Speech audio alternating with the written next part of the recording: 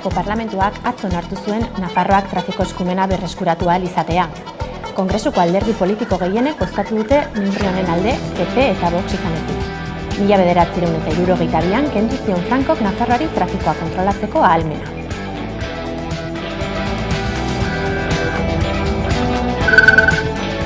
Eguerdion, festa giroan murgilduta dabil gaur ordizia. Izan ere, urtero euskal jaiak direla eta ospatzen den azoka berezia dako protagonista. Bertan, hainbat animalia, fruta eta barazki ikusi eta erosteko aukera izan dute bertaratu diren herritarrek. Lehiak eta ugari ere ospatu dira, tartean, Idiazabal gaztarena.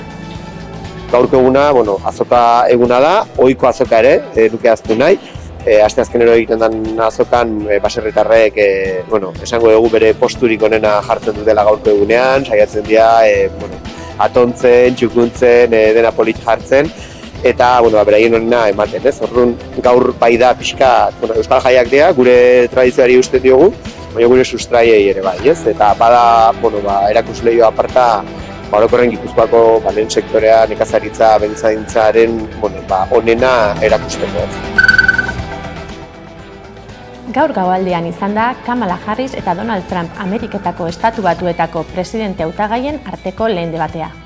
ABC Newsen gauzatu da hizketaldia. Bertan, Trumpek gezur ugari plazaratu ditu migratzaile edota abortuaren inguruan besteak beste. Inkesta gehienek Harris jo dute lehia honetako irabazletzat.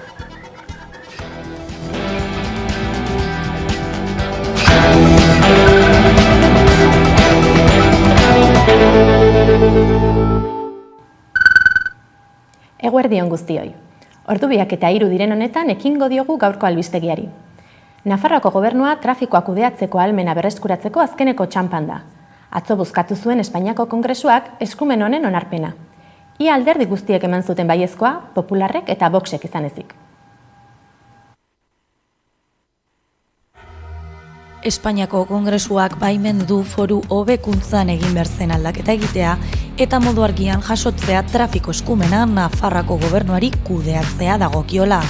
Eskumen historiko hori 1972an kendu zion gobernu frankistak foru komunitateari eta gaur ia behin betiko urratsa eman du gorenaren eragozpenak eta eskuina blokeatzeko ahalegina konpontzeko. PPek eta Voxek baino ez dute aurka bozkatu. Guardia Zibila Nafarroako errepidetatik ateratzeko argudio politikoa erabilita. Trafiko eskumena berreskuratzeko pauso erabakigarria emango dugu gaur Kongresuan. Eta horri esker, Euskal Herria Bilduk Espainiako gobernuarekin lortutako akordioan egi bihurtuko da laster. Nafarroako erakundeek frankismoak ebatzitako eskumena berreskuratzea berri pozgarria da gure autogobernuan aurre egiteko. EAJko Aitor Estebanek pozez hartu du erabakia ere. Diciendo que no satisface que por fin Navarra pueda asumir esta competencia, que me satisface a mí personalmente recordando ese día en el Nafarro años de 2018. Eskualdaketak Sánchezen gobernua sostengatzen duten alderdien babesa izan du, eta oraingoan UPNek bat egin du horiekin. Erregionalistek PPren kritikak jasan behar izan dituzte azken egunotan, eta babesa eman diete gogoraraziz Guardia Zibila ez dela joan eta ez dutela iritzi zaldatu azken urteetan defendatu dutena. Edo nola ere, azken aurreko urratsa da. Lorafnaren erreformak autogobernua arautzen duen foruaren hobekuntzaren legeak senatura joan beharko du orain, eta han PPek bere gehien osoa baliatuko du prozesua moteltzeko. Popularrek konstituzionaltasun zalantzagarriko araudiaren erreforma bati esker, tramitazioa 2 hilabetez atzeratu dezakete. Nola nahi ere, eta goi ganberaren betoa gorabera, Kongresuak behin betiko onartu ahal izango du senatuaren itzulerako legea. Horrela, araua urte amaierarako onartuko litzateke.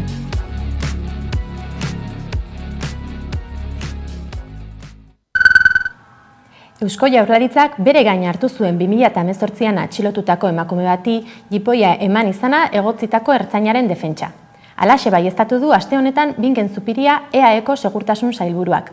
Josu Erkoreka sailburu ohiak esandakoa kontra esan du, hala Zupiriak.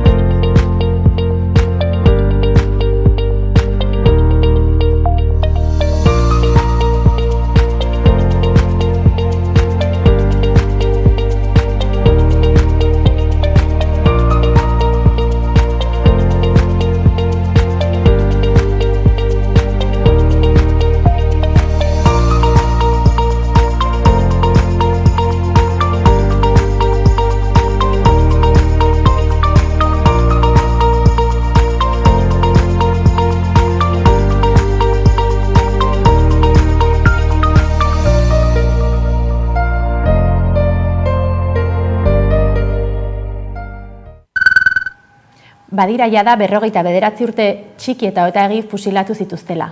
Hori dela eta omenaldia antolatu du Sortuk Azpeitian. Ekitaldia datorren irailaren 29an gauzatuko da Soreasu antzokian.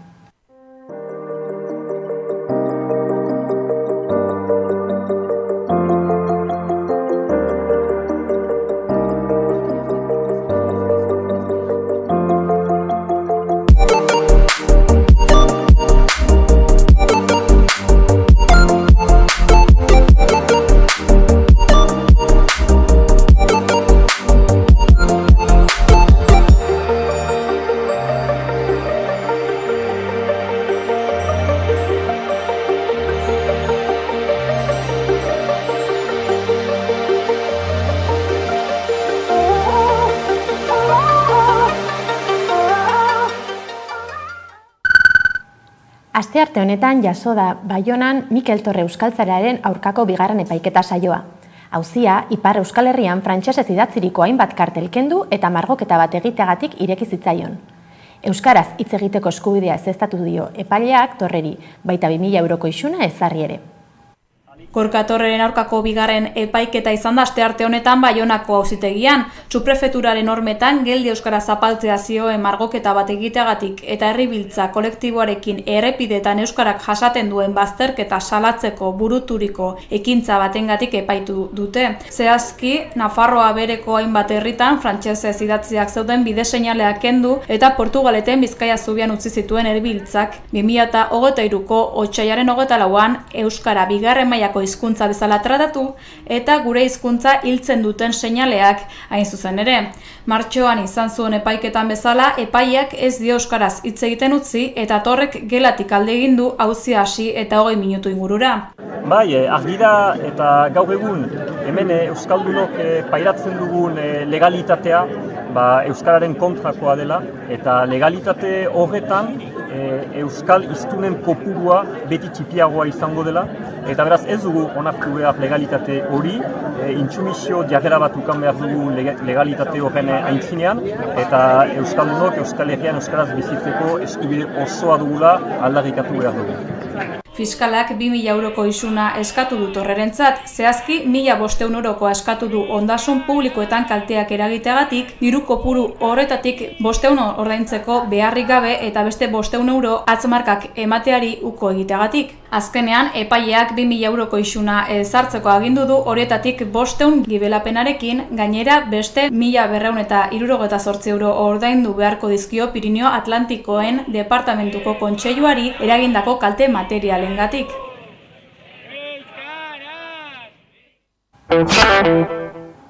Martxan da gaur goizetik Ordiziako Euskal Jaietako azoka berezia. Bertan da urtengo ekitaldien berri emateko Udane Arbeo. Ordizia Euskal Jaietan murgilduta dago eta aparteko azoka egiten ari dira. Giro aparta dute aurten ere eta goiz osoan zehar era guztietako lehiaketak eta erakusketak ikusi ahal izan ditu bisitariak. Fruitu eta barazki lehiaketa, Euskal Oioaren lehiaketa erakusketa, Gipuzkoako Pirinioar Arrazako behiatzen da lehiaketa eta plaza nagusian astero posta jartzen duten baserritarren aipamen berezia. Gogoratu behar dugu gaurko azoka berezia bada ere, baserritarrak astero daudela beraien postuak atontzen eta zuzeneko salmentan.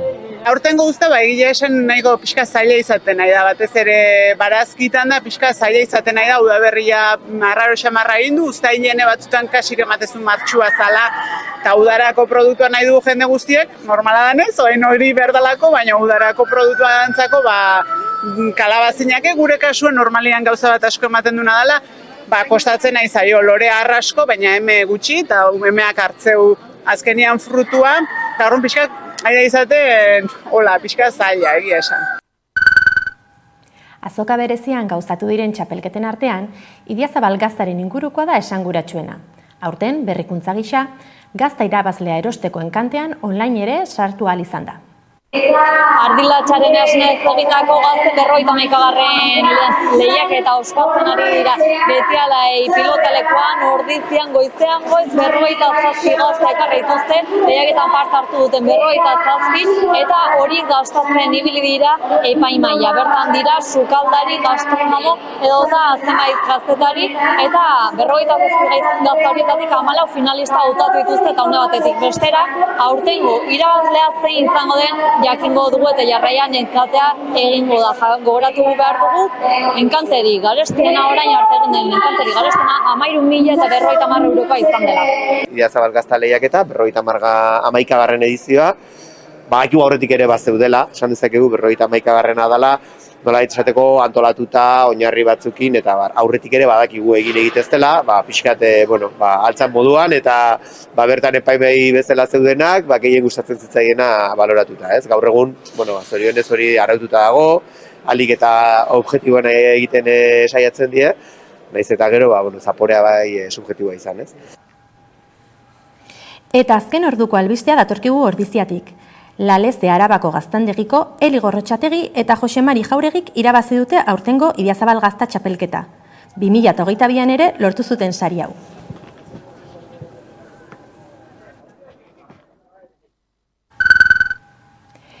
Emakumearen aurkako indarkeriaren epaitegiak hartuko du bere bikotea erasotzeagatik atxilotutako ertzainaren kasua.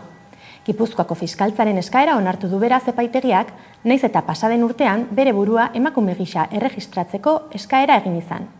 Lege iruzurra egiaztatzea zaila dela uste bada ere, erregistroan sexua aldatu aurretik ere bikotearen aurkako tratu txarrak bazeudela frogatu nahi dute.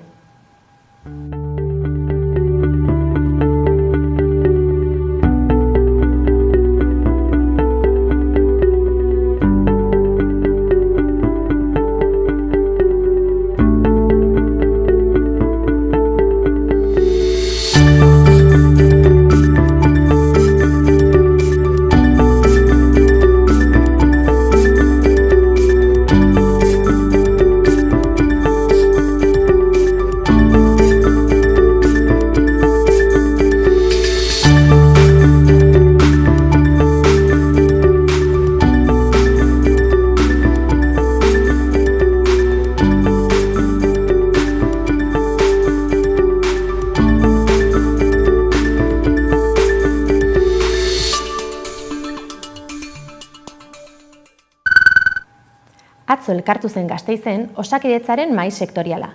Legegintzaldi honetako lehen bilera izan da astearte honetakoa, eta larrialdi zerbitzuen egoera izan da jorratutako gai nagusietako bat. Osakidetzako zuzendaritza hobekuntzak egitearen aldeko azaldu da, baina proposamen zehatzik egin ez izana egotzi dio ELA sindikatuak. Asteartean bildu da Osakidetzako mahai sektoriala. Lehenengo aldiz egin dute bilera Lakuako osasun sailaren ordezkapenetik eta besteak beste larrialdi zerbitzuaren egoera izan du hizpide. Bertan, sindikatuek eta alderdi politikoek behin eta berriz salatu dituzte osasun larrialdietako garraio zerbitzuetan izandako akatsak, langile eta koordinazio faltagatik. ELAk eta Komisiones Obrerasek adierazitakoaren arabera Osakidetzako zuzendaritza nagusiak larrialdi zerbitzuan hobekuntzak egiteko asmoa adierazi du, baina ELAk deitoratu du ez dela proposamen zehatzik egin. ELAk adierazi du ezinbestekoa dela kategoria guztietan lan baldintzak hobetzea eta plantilla handitzea. Bai zentro koordinatzailean eta osasun aholkuan zein anbulantzia taldeetan, hauen publifikazioa aldarrikatuz. Komisiones Obrerasek eta UGTek bat egin dute publifikazioa larrialdi zerbitzua hobetzeko urratsa dela babestuz. Osakidetzaren mahai sektorialaren bileran, larunbat eta jaiegun berezietan medikuek ospitalera egindako bisiten ordainsariak eguneratzeko akordioa lortu du Osakidetzak Euskadiko medikuen sindikatuarekin. Gauza korrela, Komisiones Obreras neurri honen kontra agertu da, beste neurri estrukturalekin batera ez baldin badator. ELAk ordea neurriak bakarrik Euskadiko medikuen sindikatuaren babesa izan duela adierazi du eta hau ez dela positiboa. Lan zama ezin delako dauden medikuengan jarri, honela zerbitzua gehiago okertuz. Osasun sailarentzat bilera lehendabiziko harremana izan da zuzendaritza berria sindikatuei aurkezteko. Osakidetzak ziurtatu du sindikatuek eskertu egin dutela Arabako, Bizkaiko eta Gipuzkoako osasun sistema publikoa kudeatzen duen erakundeko egungo arduradunen jarrera berria. Osakidetzaren egoerari jarraiki, lehen arretako mediku falta salatu dute berri zen herritarrek. Dagozkien eta beharrezko dituzten 3 profesionalak berreskuratzeko eskaera berretsi diote Eusko Jaurlaritzari.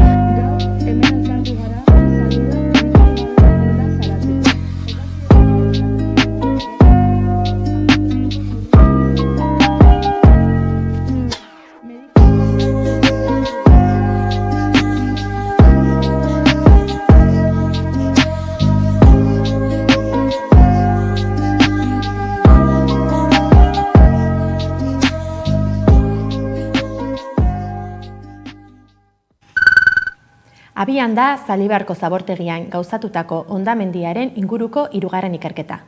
2020an zabortegiko 2 langile hil ziren gertaera landuko du beste behin ere Durangoko auzitegiak.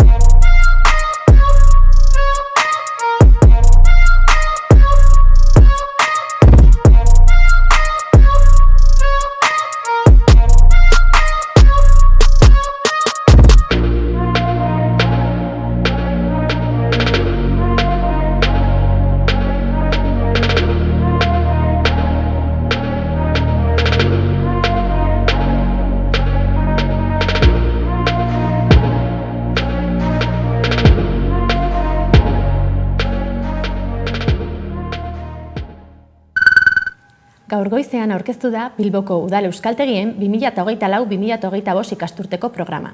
Bertara gerturatu da Xabi Ealo.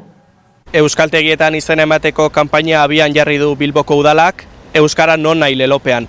Hiriko 17 euskaltegietan matrikulatzera animatu ditu udalak herritarrak eta horretarako aurten berrikuntza moduan 700.000 euroko diru poltsa jarri du herritarren esku euskara ikastezaten. Bilboko Udalak hiriko euskaltegietan matrikulatzera animatu nahi ditu bilbotarrak, Bilbo gero eta euskaldunagoa izateko helburuarekin. Hori dela eta euskara non nahi lelopean abiatu du kanpaina Bilboko Udalak. Eta gure helburua zera da, Bilbo gero eta euskaldunagoa izatea. Horretarako kanpaina honekin nahi duguna da bilbotarrek izena emotea Bilboko euskaltegietan euskara ikasteko. Bai zerotik ikasten direnak, bai euskara gehiago ikasi nahi dutenak edo hizkuntzan sakondu nahi dutenak ere. Horretarako 17 euskaltegi dituzte eskura bilbotarrek, ordutegi eta maila eskaintza zabalarekin. Euskaltegietatik gonbidapena egin euskara ikasi nahi duen orori euskaltegietara hurbiltzeko. Inoizko aukerarik zabalena dago eta errestasunik handienak aurten euskara ikasteko. Bilboko Udalak urtero euskara ikasteko ematen duen diru laguntzatan ere berrikuntzak izango dira urten, izan ere 700.000 euroko diru poltsa jarri du Udalak. Orain arte aita eta amei egon dira zuzenduta, bai begiraliei ere eta baita errenta bajuko pertsonei, baina aurton 2024 urtetik aurrera 700.000 euroko poltsa bat jarri dugu euskara ikasteko diru laguntzak emoteko. Beraz, bilbotar guztiek eskatu dezakete diru laguntza. Diru laguntza jaso ahal izateko hainbat baldintza bete beharko dituzte ikasleek, hala nola Bilbon bertan erroldatua egotea eta bertaratzea 160koa izatea gutxienez.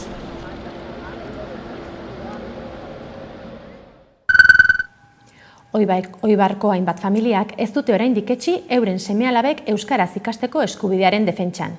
Hala, herri eskolan B eredua ezartzeko eskaera erregistratu dute 8 gurasok. Hizkuntza eskubideen behatokiak jakinarazi du ohar batean Oibarko 8 familiak eskaera egin diotela hezkuntza departamentuari D ereduko lerroa zabaltzeko herriko ikastetxean. Ekainean, Oibarko 10 familiak eskaera bat aurkeztu zuten hezkuntza departamentuan. Herrian euskarazko haur eskola bat zabaldu ahal izateko. Oibarko Udalaren babesa zuten familiek eta departamentuak jarritako baldintza administratibo guztiak bete zituzten. Matrikulazio epea asteartzenean, baina Nafarroko gobernuak iragarri zuen ez ziela baimenik eman haur eskola zabaltzeko. Gobernuaren erabakiak haserrea piztu zuen herrian, baina familiek ez dute amore eman. Honen ondorioz, euskarazko aurreskola bat eskatzeaz gain, Gabriel Valentin Casamaior ikastetxe publikoan D ereduko lerro bat zabaldu dezatela ere eskatu dute.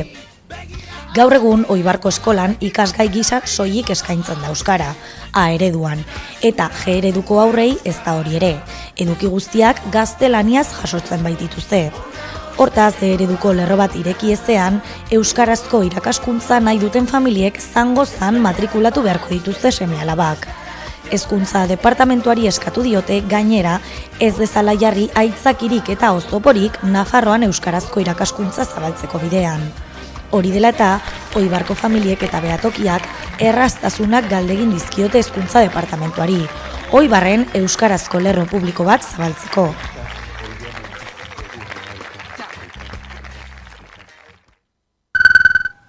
Arabako Foru Aldundiak 306.000 euro bideratuko ditu gazteria eta turismoa uztartzeari.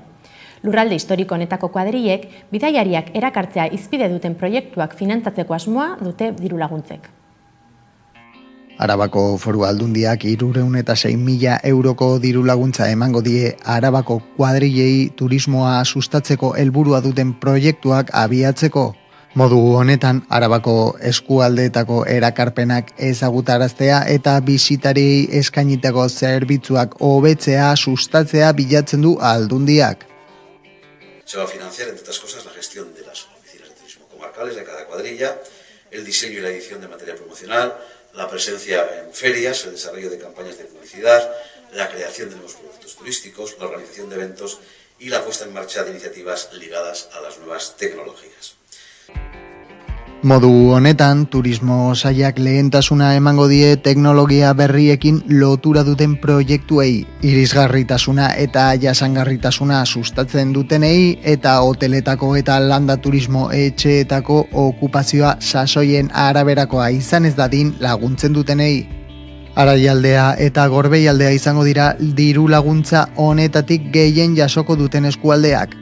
Bakoitzak 55.000 euro hain zuzen.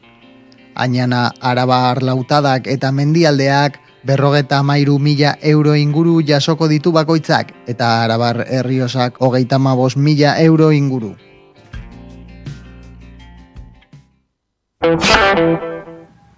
Eta Arabako Foru Aldundiak ere 74 espediente ireki ditu Ticketbuy ez erabiltzearen harira. Tartean, Andre Mari Zuriaren festetako txosnak ageri dira. Arabako Foru Aldundiak 74 espediente ireki ditu Ticketbuy kobratze sistema ez erabiltzeagatik. Hauen artean Gasteizko Andre Mari Zuriaren jaietan jarritako hainbat txosna daudela adierazi du Ramiro González Aldun nagusiak. Gonzálezek asteroko gobernu kontseilu aurreko prentsaurrekoan adierazi duenez egoera hau izapidetzen eta konpontzeko gai dago. Eta Aldundiak tresnak dituela Ticketbuy nork erabiltzen duen edo ez jakiteko azpimarratu du. Aldun nagusiak zerga betebeharrak betetzeko obligazioa babestu du. Gardentasunaren eta elkartasunaren oinarrizko printzipioak bete behar direla adieraziz. Abuztuan ospatu ziren jaiak baino lehenago Ticketbuyren beharrezkotasunak eztabaidak sortu zituen. Izan ere, txosnak irabazi asmorik gabeko erakunde gisa identifikatzen dira eta irabaziak gizarte ekintzak eta jarduera kulturalak egiteko bideratzen direla defendatzen dute. Bederatzi eguneko greba martxan jartzea erabaki dute Idiazabalgo Jaso Tower enpresako langileek, konpainiako zuzendaritzak pasaden astean 8 pertsona kaleratzea onartu ondoren. Idiazabalgo Jaso Tower Kraneseko langileek 9 eguneko grebari ekitea onartu dute batzarrean. Datorren ostegunetik aurrera, enpresako zuzendaritzak joan den astean 8 lankide kaleratzeko hartutako erabakia salatzeko.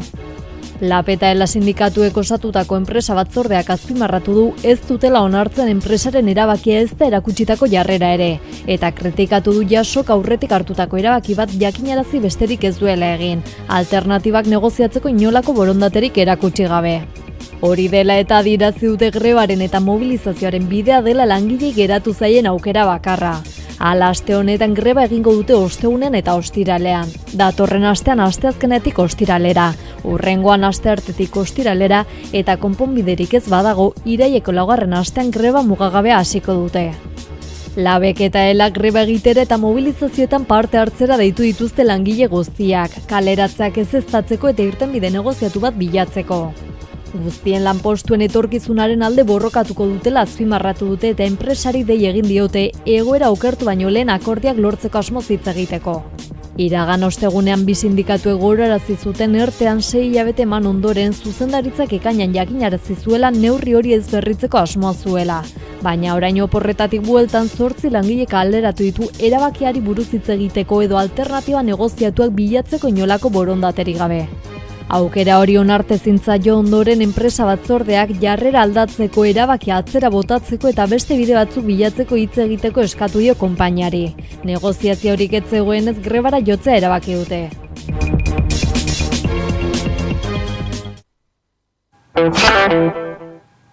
Gaur gaualdean izan da Kamala Harris eta Donald Trumpen arteko debatea. Ameriketako Estatu Batuetako presidente hautagaien arteko hizketaldian hainbat gezur plazaratu ditu Trumpek. Tartean, migratzaileak bizilagunen maskotak jaten dabiltzala. In Springfield, they're eating the dogs, the people that came in, they're eating the cats, they're eating the pets of the people that live there. And this is what's happening in our country. Dia da eguna dute gaur Katalunian. 2016an bezala, deszentralizatua izango da aurtengo ospakizuna. Hainbat manifestazio deitu dituzte arratsalderako Bartzelonan, Gironan edo Tarragonan besteak beste.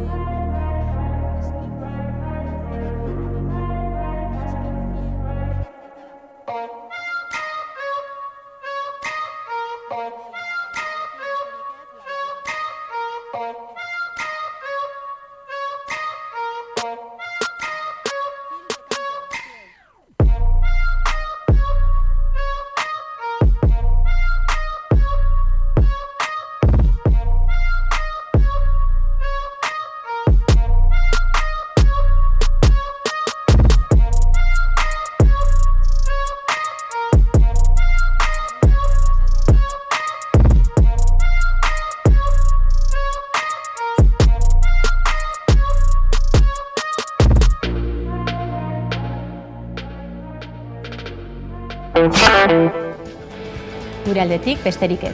11aren webgunea eta sare sozialak beti bezala eskuragai dituzue informazioa zabaldu nahi izanez gero. Ondo izan eta bihar arte.